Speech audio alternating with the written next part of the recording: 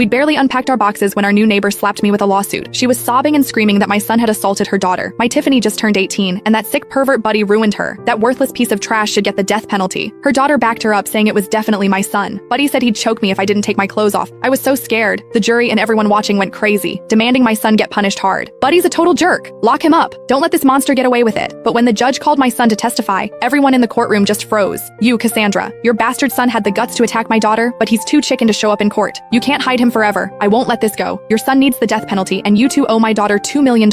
In court, Brenda was glaring at me like she wanted to kill me. Her daughter Tiffany was crying her eyes out, looking totally traumatized. I looked at them both coldly and said the same thing I'd been saying. My son didn't assault Tiffany. He couldn't have. Find whoever actually did this and stop trying to blame my son. I never thought I'd end up facing Brenda and Tiffany in court. The day we moved in, Brenda was so nice. She helped me carry stuff and said we were neighbors now. Told me to come to her if I needed anything. When I mentioned I had a son, her whole face lit up. She introduced me to her daughter Tiffany, saying it must be fate. But that same night, she came pounding on my door with a disheveled Tiffany, saying my son Buddy had assaulted her. I was shocked. I told her my son would never do that, but Brenda wouldn't listen. She was convinced my son did it, and Tiffany was crying, claiming my son dragged her from the hallway to the rooftop and assaulted her. No matter what I said, these two came after my son like hungry wolves. They demanded $1 million settlement and insisted my son marry Tiffany, or they'd call the cops and make sure he rotted in jail. I knew my son couldn't have done this, and the $1 million demand was ridiculous. I flat out refused. I never expected them to actually sue me. When I denied everything, Brenda lost it. Impossible? Cassandra, open your damn eyes and look at Tiffany's injuries. Brenda ripped open Tiffany's jacket, showing horrible bruises all over her body. These bruises, your bastard son did this. My Tiffany is only 18. Tiffany was shaking as she looked at me, tears streaming down her face. Cassandra, Buddy did all this. He even threatened to choke me if I didn't take off my clothes. I was so scared. Brenda hugged Tiffany, and they both started crying right there in court. And I just watched them with zero emotion. The people in the jury box started yelling at me. Shameless. Her own son did something so disgusting, and she's still denying it. She's trash too. The apple doesn't fall far from the tree. Poor Tiffany. So young to go through this. She'll never get over it. Everyone was criticizing me, but I didn't care. I acted like it had nothing to do with me. Tiffany cried even harder. Cassandra, it was clearly Buddy. Why won't you admit it? I'm only 18. How can I face anyone after this? How am I supposed to live? She was crying and hitting her head, and her despair made a lot of people in the room cry too. Brenda was furious, pointing at me. Cassandra, you have a kid too. How can you be so heartless? If your daughter was the victim, would you still be this cold? I laughed. My son's being accused of something he didn't do. What's wrong with defending him? I knew for a fact that my son Buddy was absolutely incapable of doing something this insane, but they just thought I was making excuses. The whispers from the jury got louder. This woman is the worst. She's lost all sense of right and wrong just to protect her son. If the mother's this shameless, imagine what the son's like. The courtroom turned into chaos. The judge frowned and banged his gavel. Order. Since both sides are saying different things, present your evidence. Tiffany's lawyer immediately stood up. Your Honor, my client has plenty of evidence proving that the defendant Buddy assaulted my client Tiffany. She told Tiffany to describe what happened that night. Tiffany took a deep breath and started talking, her voice shaking. That night at 10 o'clock, I was walking home from tutoring. The elevator in the building was broken, so I had to take the stairs. When I got to the 26th floor, someone suddenly covered my mouth from behind.